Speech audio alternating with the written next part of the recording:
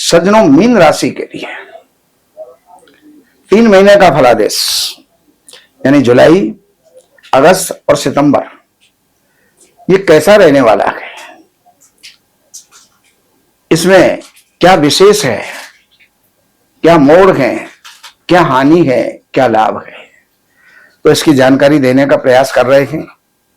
सबसे पहली बात तो यह है, मीन राशि वालों के अभी शनि की 7.5 चल रही है और शनि की 7.5 चलते हुए कार्य प्रगति नहीं कर पाते हैं। तो शनि की, हनुमान जी की उपासना आपको करनी चाहिए, जिससे कि आपके कार्य सुचारू रूप से चले। कम से कम 11 पाठ हनुमान चालीसा के नित्य प्रति करने चाहिए आपको, तभी जाकर के आप शनि का दोष जो है उसका निवारण कर पाएंगे।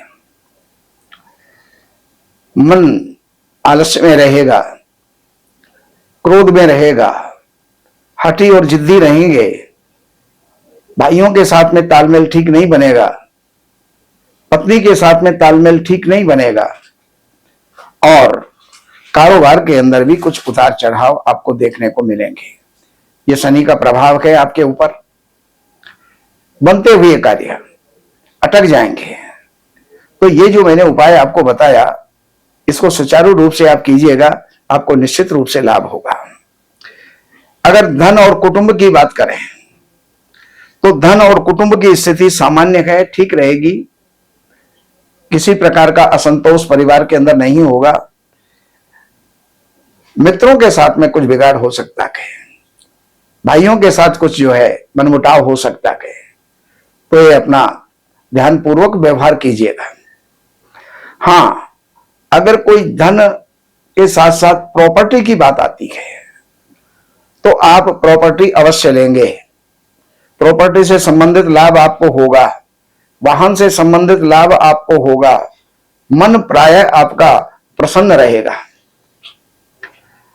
अगर हम बात करते हैं विद्यार्थियों की, पढ़ने वालों की, तो पढ़ाई की स्थिति सामान्य है, ठीक ठाक रहेगी और अच्छे परिणाम भी प्राप्त होंगे।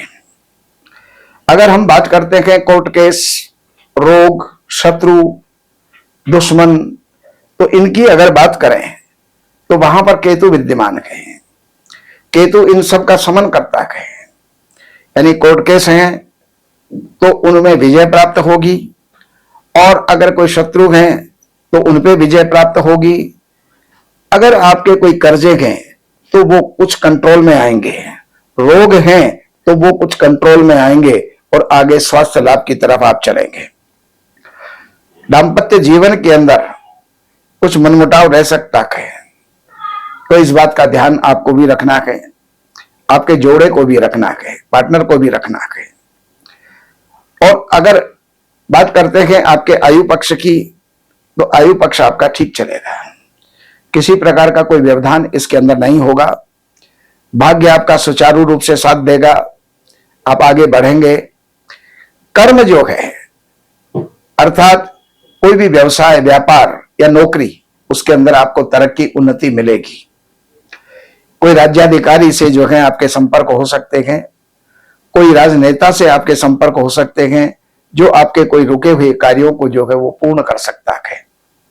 लाभ का स्थान आपका बहुत बढ़िया है, लेकिन खर्चों के अंदर विशेष करके आपको ध्यान देना होगा।